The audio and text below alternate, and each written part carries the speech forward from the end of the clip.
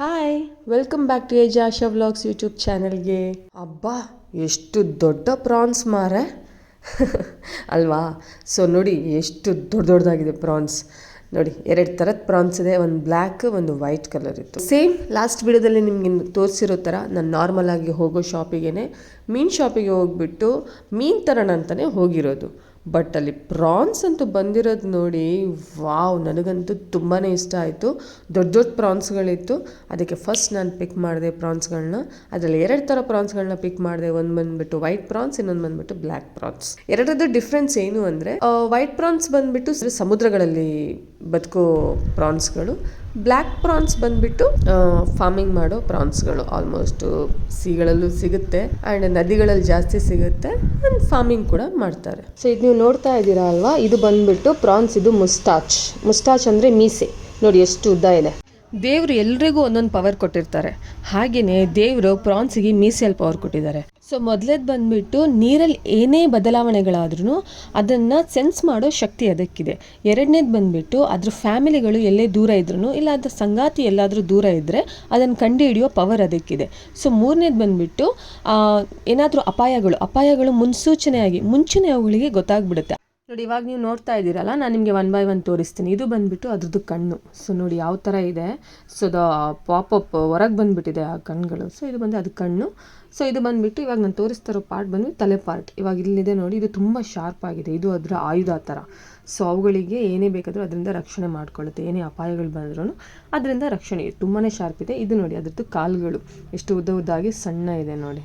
So ನೋಡ್ತಾ ಇದ್ದೀರಲ್ವ, ಇದು ಬಂದುಬಿಟ್ಟು ತಲೆ ಪಾರ್ಟ್. ಸೊ ಇವಾಗ ನಾನು ತೋರಿಸ್ತಾ ಇದ್ದೀನಿ ನೋಡಿ, ಇದು ಬಂದುಬಿಟ್ಟು ಅದರದ್ದು ಟೇಲ್. ಇದ್ದದ್ದು ಫುಲ್ಲು ಪಾರ್ಟಲ್ಲಿ ಟೇಲೇ ತುಂಬ ಬ್ಯೂಟಿಫುಲ್ ಆಗಿರೋದು. ನೋಡಿ ನಾನು ತೋರಿಸ್ತೀನಿ ಹತ್ತಿರದಿಂದ. ನೋಡಿ ಎಷ್ಟು ಬ್ಯೂಟಿಫುಲ್ ಆಗಿದೆ ನೋಡಿ ಆ ಟೇಲ್. ಅದು ನೋಡೋಕ್ಕೆ ಒಂಥರ ಚೆನ್ನಾಗಿದೆ. ಸೊ ನನಗೆ ತುಂಬ ಇಷ್ಟವಾಗಿರೋ ಪಾರ್ಟ್ ಇದು ಪ್ರಾನ್ಸಲ್ಲಿ. So it's very beautiful. So ನಾನು ಎಕ್ಸ್ಪ್ಲೇನ್ ಮಾಡಿ ನಿಮ್ಗೆ ಅರ್ಥ ಆಯಿತು ಅಂತ ಅನ್ಕೋತೀನಿ. ಸೊ ಇದು ಬಂದುಬಿಟ್ಟು ಅದು ಫುಲ್ ಬಾಡಿ ಪಾರ್ಟ್. ಸೊ ಇವಾಗ ನೋಡಿ, ನಾನು ನಿಮ್ಗೆ ಇದನ್ನು ಕ್ಲೀನ್ ಮಾಡೋದು ತೋರಿಸ್ತೀನಿ. ಫಸ್ಟ್ ಆ ಮೇಲೆ ಒಂದು ಓಪನ್ ಪಾರ್ಟ್ ಇದೆ, ಅದನ್ನು ನೀವು ಈ ಥರ ನೋಡಿ, ನಾನು ತೋರಿಸ್ತಿದ್ದೀನಲ್ಲ ವಿಡಿಯೋದಲ್ಲಿ, ಹಿಂಗೆ ಓಪನ್ ಮಾಡ್ಕೊಳ್ಳಿ. ಸೊ ಇದನ್ನು ಓಪನ್ ಮಾಡಿದಾಗ ನಿಮಗೆ ಆ ತಲೆ ಪಾರ್ಟಲ್ಲಿರೋ ಗಲೀಜುಗಳೇನಿದೆ, ಕೊಳೆ ಏನಿದೆ, ಅದನ್ನು ನೀಟಾಗಿ ಈ ಥರ ತೆಗೆದ್ಬಿಡಿ. ಸೊ ಅದನ್ನು ನೀಟಾಗಿ ತೆಗೆದಾಗ ಸೊ ನಿಮಗೆ ಆ ತಲೆ ಪಾರ್ಟ್ ಹೋಗಿಬಿಡುತ್ತೆ. ಆಮೇಲೆ ಈ ಕೆಳಗಡೆ ಇದೆ ಅಲ್ವಾ, ಈ ಪಾರ್ಟ್ ನೋಡಿ ಇಲ್ಲಿ, ಅದನ್ನು ಅಷ್ಟೇ ಈಸಿಯಾಗಿ ಓಪನ್ ಆಗುತ್ತೆ. ಅದನ್ನು ಓಪನ್ ಮಾಡಿ. ಓಪನ್ ಮಾಡಬೇಕಾದ್ರೆ ಆ ಮೇಲ್ಗಡೆನೂ ಸ್ವಲ್ಪ ಮಾಂಸ ಇರುತ್ತೆ, ಅದರದ್ದು ಫ್ಲೆಶ್ ಇರುತ್ತೆ. ಸೊ ಅದನ್ನು ಹಂಗೆ ಇಟ್ಕೊಂಡು ನೋಡಿ, ಇದು ಬಂದುಬಿಟ್ಟು ತಲೆ part. I will throw it. ಅದು ನನಗೆ ಯೂಸ್ ಇಲ್ಲ. ಕೆಲವರು ತಲೆನೂ ಯೂಸ್ ಮಾಡ್ತಾರೆ, but I don't use the ತಲೆ. ಸೊ ಇವಾಗ ಬಂದುಬಿಟ್ಟು ಈ ಒಳಗಡೆ ಗ್ರೀನ್ ಅಂತ ಏನು ಕಾಣ್ತಿದೆ ಅದನ್ನೆಲ್ಲ ಕ್ಲೀನ್ ಮಾಡಿಬಿಟ್ಟು ತೊಳ್ಕೊಳ್ಳಿ. ಇವಾಗ ನಾನು ತೋರಿಸ್ತೀನಿ ನೋಡಿ, ಆ ತಲೆ ಪಾರ್ಟ್ ಕ್ಲೀನ್ ಮಾಡಿದಾಗ ಎಷ್ಟು ಫ್ಲೆಶ್ ಉಳಿದಿದೆ ಅಂತ ನಾನು ನಿಮ್ಗೆ ತೋರಿಸ್ತೀನಿ. ಈ ಅಂಗಡಿಗಳಲ್ಲಿ ಹೋದರೆ ಅವ್ರು ಕ್ಲೀನ್ ಮಾಡಿದಾಗ ಈ ತಲೆ ಪಾರ್ಟ್ ಎಲ್ಲ ಅದನ್ನು ಉಳಿಸಲ್ಲ, ಅವ್ರು ತಲೆನೇ ಕಿತ್ತು ಬಿಸಾಡ್ತಾರೆ. ನೋಡಿ ಕಾಣಿಸ್ತಿದೆಯಾ, ಇಷ್ಟು ಫ್ಲೆಶ್ ಸಿಕ್ತು ನನಗೆ ಅದರಲ್ಲಿ. ಸೊ ಇವಾಗ ನಾನು ಏನು ಮಾಡ್ತೀನಿ, ಇವಾಗ ಈ ಬಾಡಿ ಪಾರ್ಟ್ನ ಕ್ಲೀನ್ ಮಾಡೋದನ್ನ ತೋರಿಸ್ತೀನಿ.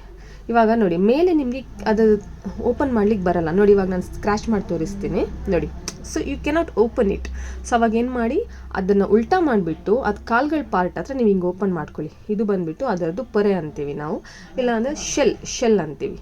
ಸೊ ಈ ಶೆಲ್ನ ನೀವು ನೀಟಾಗಿ ಓಪನ್ ಮಾಡ್ಕೊಳ್ಳಿ. ಸೊ ನೋಡಿ, ಈ ಥರ ನೀವು ಕ್ಲೀನಾಗಿ ತೆಗಿಬೋದು ಅದನ್ನು ಈಸಿಯಲ್ಲಿ. ನನಗೆ ಮೀನಿಗಿಂತ ಇದೇ ಕ್ಲೀನ್ ಮಾಡೋದು ತುಂಬಾ ಇಷ್ಟ, ಯಾಕಂದರೆ it is very easy also and interesting also ಅಂತಲೇ ಹೇಳ್ಬೋದು ನನಗೆ. ಸೊ ಇದು ಬಂದು ಅದರದ್ದು ಪ್ರೊಟೆಕ್ಷನ್ ಶೆಲ್. ಇವಾಗ ಈ ಬೀಲ ನೋಡಿ, ಈ ಬಾಲದಲ್ಲಿದೆ ಅಲ್ವಾ, ಅದರೊಳಗಡೆನೂ ಮಾಂಸ ಇರುತ್ತೆ.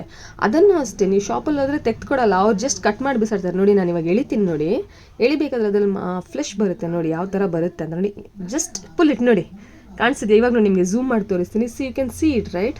ನೋಡಿ ಎಷ್ಟು ಚೆನ್ನಾಗಿ ಫ್ಲೆಶ್ ಇದೆ ನೋಡಿ. ಆವಾಗ ನಾನು ನಿಮ್ಗೆ ತೋರಿಸಿದ್ನಲ್ಲ, it is a beautiful part ಅಂತ.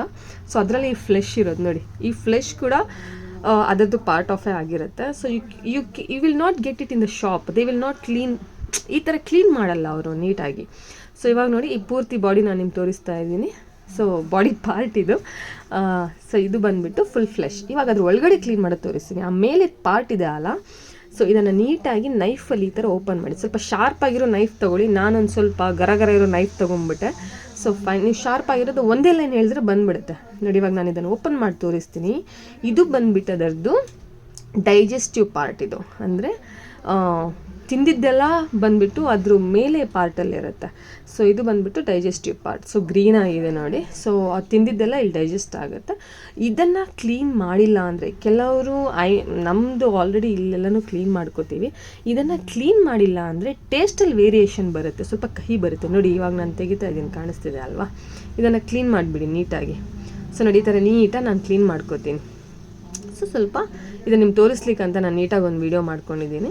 ಸೊ ಈ ಥರ ನೀವು ತೆಗೆದ್ಬಿಟ್ರೆ ಸೊ ಅದು ತಿನ್ನೋಕ್ಕೂ ಚೆನ್ನಾಗಿರುತ್ತೆ, ಇಲ್ಲ ಅಂದರೆ ಕಹಿ ಬಂದುಬಿಡುತ್ತೆ ನಿಮಗೆ. ಸೊ ಈಗ ನಾನು ಇದು ವೈಟ್ ಪ್ರಾನ್ಸ್. ಸೊ ಇವಾಗ ನಾವು ಇಬ್ಬರು ಕ್ಲೀನ್ ಮಾಡ್ತಾಯಿದ್ದೀವಿ, ಯಾಕಂದರೆ ಇದು ನನ್ನ ನಾದಿನಿ ಕ್ಲೀನ್ ಮಾಡ್ತಾ ಇರೋದು. ಸೊ ಬೆಂಗಳೂರಲ್ಲಿ ಪ್ರಾನ್ಸ್ ನನ್ನ ಫ್ಯಾಮಿಲಿಯಲ್ಲಿ ನಾನು ಮಂಗಳೂರೊಳಗಿರೋದ್ರಿಂದ ನಾನು ಮೀನು ಜಾಸ್ತಿ ತಿಂತೀನಿ. ಸೊ ನನ್ನ ಹಸ್ಬೆಂಡ್ ಫ್ಯಾಮಿಲಿಯಲ್ಲಿ ನಮ್ಮ ಅತ್ತೆ ಮೀನು ತಿಂತಾರೆ. ಇವಾಗ ನಾನು ಅವ್ರ ಮನೇಲಿ ಜಾಯ್ನ್ ಆಗಿರೋದ್ರಿಂದ ಇವರು ಮೀನು ತಿನ್ನೋಕ್ಕೆ ಸ್ಟಾರ್ಟ್ ಮಾಡಿದ್ದಾರೆ. So I am introducing new to them the prawns. So ಅವರಿಗೆ ಟೇಸ್ಟ್ ಗೊತ್ತಿರಲಿಲ್ಲ. ಸೊ ನಾನು ಅವರಿಗೆ ಈ ಪ್ರಾನ್ಸ್ ಕೂಡ ಟೇಸ್ಟ್ನ ಮಾಡಿಸ್ಬೇಕು ಅಂತ ತೊಗೊಂಡು ಬಂದಿದ್ದೀನಿ. ಸೊ ಇದನ್ನು ಅಷ್ಟೇ ಅವಳಿಗೆ ನಾನು ಹೇಳಿಕೊಟ್ಟೆ, ಸೊ ಈ ಥರ ಕ್ಲೀನ್ ಮಾಡೋದು ಅಂತ. ಸೊ ಅವರಿಗೂ ಅದು ಇಂಟ್ರೆಸ್ಟ್ ಬಂದುಬಿಡ್ತು. ಸೊ ನಾನು ಕ್ಲೀನ್ ಮಾಡ್ತೀನಿ ಅಂತ she also joined with me. So ಇದು ಬಂದುಬಿಟ್ಟು ನಾನು ಕ್ಲೀನ್ ಮಾಡ್ತಾ ಇರೋದು ವೈಟ್ ಪ್ರಾನ್. ಸೇಮ್ ಪ್ರಾಸೆಸ್, ಏನು ಚೇಂಜಸ್ ಇಲ್ಲ, the same thing, only colour is various as I told before. So ಇದನ್ನು ಅಷ್ಟೇ ನೋಡಿ, ಇದರಲ್ಲಿ ನೀವು ಓಪನ್ ಮಾಡಿದರೆ ಆ ಗ್ರೀನ್ ಕಲರ್ ಸಿಗಲಿಲ್ಲ, ಓನ್ಲಿ ಗಲೀಜ್ ಪಾರ್ಟ್ ಅಂದರೆ ಅದರದ್ದು ಡೈಜೆಸ್ಟಿವ್ ಸಿಸ್ಟಮ್ದು ಪಾರ್ಟ್ ಮಾತ್ರ ನಿಮಗೆ ಕಾಣ್ತಾ ಇದೆ. ಸೊ ಬನ್ನಿ ಹಾಗೆ ನಾನು ಸ್ವಲ್ಪ ಆಲ್ಮೋಸ್ಟ್ ಎಲ್ಲನೂ ನಾನು ಇವಾಗ ಕ್ಲೀನ್ ಮಾಡೋದು ನಿಮ್ಗೊಂದು ಕ್ವಿಕ್ಕಾಗಿ ಸ್ವಲ್ಪ ಫಾಸ್ಟಾಗಿ ನಾನು ತೋರಿಸ್ತೀನಿ, ನೀವು ನೋಡ್ಕೊಳ್ಳಿ. ನಾನು ಟೋಟಲಾಗಿ ತಂದಿದ್ದು 2 kg ಪ್ರಾನ್ಸ್. 1 kg ಪ್ರಾನ್ಸ್ ಬಂದುಬಿಟ್ಟು ವೈಟ್ ಪ್ರಾನ್ಸ್, ಇನ್ನೊಂದು kg ಪ್ರಾನ್ಸ್ ಬಂದುಬಿಟ್ಟು ಬ್ಲ್ಯಾಕ್ ಪ್ರಾನ್ಸ್.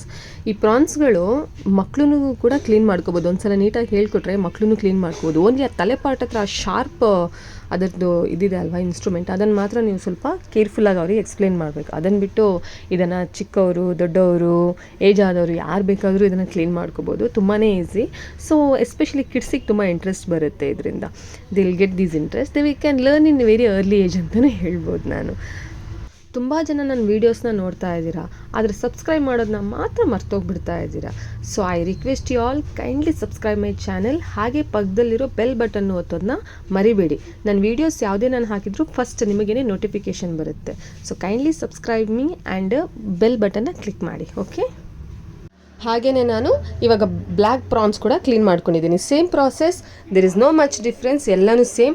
ಓನ್ಲಿ ಇದರಲ್ಲಿ ಕೇರ್ಫುಲ್ ಆಗಿರಬೇಕು ಅಂದರೆ ನಾನು ಹೇಳಿತಾರೆ ಅದರ ತಲೆಪಾಟ್ ಬಂದುಬಿಟ್ಟು ಅಷ್ಟೇ ತುಂಬ ಶಾರ್ಪ್ ಆಗಿರುತ್ತೆ, ಕೈಗೆಲ್ಲ ತಾಗಿದ್ರೆ ಸ್ವಲ್ಪ ಕಷ್ಟ ಅಷ್ಟೇ. ನಿಮ್ಮ ಮಕ್ಳಿಗೆ ಕ್ಲೀನ್ ಮಾಡೋಕೆ ಕೊಡಬೇಕಾದ್ರೂ ತಲೆಪಾಟ್ನ ತೆಗೆದ್ಬಿಟ್ಟು ಬಾಡಿ ಪಾರ್ಟ್ನ ಕ್ಲೀನ್ ಮಾಡಲಿಕ್ಕೆ ಕೊಟ್ಬಿಡಿ.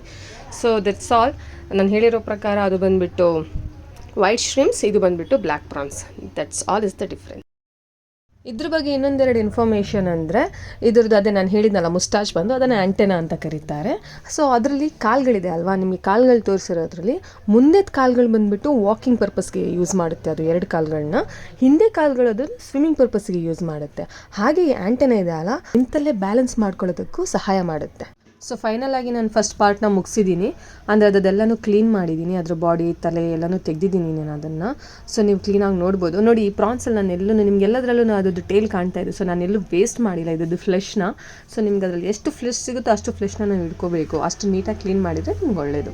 So it's very easy to remove also. ನಾನು ನಿಮ್ಗೆ ತೋರಿಸಿದ್ದೀನಿ ಯಾವ ಥರ ರಿಮೂವ್ ಮಾಡಬೇಕು ಅಂತ. ಸೊ ನಿಮ್ಗೊಂದು ಹಾರ್ಟ್ ನನ್ನ ಕಡೆಯಿಂದ. ಓಕೆ, ಇವಾಗ ನೆಕ್ಸ್ಟ್ ಸ್ಟೆಪ್ ಬಂದುಬಿಟ್ಟು ಇದನ್ನು ನೀಟಾಗಿ ತೊಳ್ಕೊಳ್ಳೋ ಪ್ರಾಸೆಸ್ ಇವಾಗ. ಸೊ ನೀರಲ್ಲೆಲ್ಲ ಪ್ರಾನ್ಸ್ಗಳನ್ನು ನೀವು ಹಾಕಿಬಿಟ್ಟು ಇದನ್ನು ನೀಟಾಗಿ ತೊಳ್ಕೊಳ್ಳಿ. ಯಾಕಂದರೆ ನಾವು ಆಲ್ರೆಡಿ ಇದರದ್ದು ಬಾಡಿನ ಕ್ಲೀನ್ ಮಾಡಿರೋದು, ಅದರ ಪಾರ್ಟ್ಸ್ಗಳನ್ನ ರಿಮೂವ್ ಮಾಡಿರೋದು. ಸೊ ಇವಾಗ ಅದನ್ನು ನೀಟಾಗಿ ನಾವು ಅದನ್ನು ತೊಳ್ಕೊಬೇಕು. ಇವಾಗ ಬೇರೆ ಮೀನುಗಳಲ್ಲಿ ನೀವು ಅದನ್ನು ಕಟ್ ಮಾಡಿದರೆ ರಕ್ತಗಳು ಬರುತ್ತೆ, ತುಂಬ ರಕ್ತ ಇರುತ್ತೆ. ಆದರೆ ನೀವು ಈ ಪ್ರಾನ್ಸ್ನ ಕಟ್ ಮಾಡಿದರೆ ತುಂಬ ಬ್ಲಡ್ ಎಲ್ಲ ಬರಲ್ಲ. ಸೊ ಇದರಲ್ಲಿ ಏನೇ ಇದ್ರೂ ನಾನು ತೋರಿಸಿರೋ ಥರ ಆ ಮೇಲೆ ಪಾರ್ಟಲ್ಲಿರೋದು ಆ ಡೈಜೆಸ್ಟಿವ್ ಸಿಸ್ಟಮ್ ಇದ್ದೊಂದು ಗಲೀಜು ಬಿಟ್ಟರೆ, ಆಮೇಲೆ ಅದರದ್ದು ತಲೆ ಪಾರ್ಟ್ಗಳು ಬಿಟ್ಟರೆ ಬೇರೆ ಏನು ಕೂಡ ಅದರಲ್ಲಿ ಜಾಸ್ತಿ ಡರ್ಟಿನೆಸ್ ಇರಲ್ಲ. ಸೊ ಇವಾಗ ನಾನು ಇದನ್ನು ನೀಟಾಗಿ ತೊಳ್ಕೊತಾ ಇದ್ದೀನಿ. ಸೊ ತೊಳ್ಕೊಂಡಂದರೆ ನಾನೊಂದು 3 ನೀರಲ್ಲಿ ತೊಳ್ಕೊತಾ ಇದ್ದೀನಿ. ಸೊ 3 ನೀರಲ್ಲಿ ಫಸ್ಟ್ ಒಂದು ಸಲ ತೊಳ್ಕೊಂಡೆ, ನೋಡಿ ಎಷ್ಟು ಗಲೀಜಿದೆ. ಸೊ ಇದು 2ನೇ ಸಲ ನಾನು ತೊಳ್ಕೊತಾ ಇರೋದು. ಸೊ ನೋಡಿ ನೀವು ನೋಡ್ತಾ ಇರ್ಬೋದು ಎಷ್ಟು ನೀಟಾಗಿ ಫಸ್ಟ್ ಎಷ್ಟು ಅದರಲ್ಲಿ ಆ ನೀರು ಡರ್ಟಿಯಾಗಿ ಬಂತು ಅಂತ. ಓನ್ಲಿ ಥಿಂಗ್ ಈಸ್ ಅದನ್ನು ನೀಟಾಗಿ ತೊಳ್ಕೊಂಡು ಒಂದೊಂದ್ಸಲ ನಾವು ಫ್ರೀಝರಲ್ಲೂ ಹಾಕೋಬೋದು, ಮಿಡಲಲ್ಲಿ ಯಾವಾಗ ಬೇಕಾದರೂ ಮಾಡ್ಕೋಬೋದು ಅಂತ. ನಾನಿವಾಗ ಇದನ್ನು 3 ಸಲ ನೀಟಾಗಿ ತೊಳ್ಕೊಂಡಿದ್ದೀನಿ. ನೀಟಾಗಿ ಅದನ್ನು ತುಂಬ ಚೆನ್ನಾಗಿ ಹಿಂಡ್ಬಿಟ್ಟು ಅದನ್ನು ನೀವು ಪ್ರಿಸರ್ವ್ ಮಾಡ್ಕೋಬೋದು, ಇಲ್ಲ ಆವಾಗಲೇ ನೀವು ಅದನ್ನು ಯೂಸ್ ಮಾಡ್ಕೋಬೋದು. ಸೊ ನಾನಿವಾಗ ನಿಮಗೆ ಝೂಮಲ್ಲಿ ತೋರಿಸ್ತಾ ಇದ್ದೀನಿ ನೋಡಿ, ಈ 2 kg ಪ್ರಾನ್ಸ್ ನೋಡಿ ಇಷ್ಟಾಗಿಬಿಟ್ಟಿದೆ. ಸೊ ಅದನ್ನು ನೀಟಾಗಿ ಎಸೆಂಬಲ್ ಮಾಡಿ ನಿಮ್ಗೆ ತೋರಿಸ್ತಾ ಇದ್ದೀನಿ. ಸೊ ನಾನು ನಂಬಿದ್ದೀನಿ ನಿಮಗೆ ಈ ವಿಡಿಯೋ ಇಷ್ಟ ಆಗಿದೆ ಅಂತ. ಕೈಂಡ್ಲಿ ಸಬ್ಸ್ಕ್ರೈಬ್ ಮೈ ಚಾನಲ್ ಅಂತ ಪುನಃ ಹೇಳ್ತಾ ಇದ್ದೀನಿ. ಟೇಕ್ ಕೇರ್, ಬಾಯ್.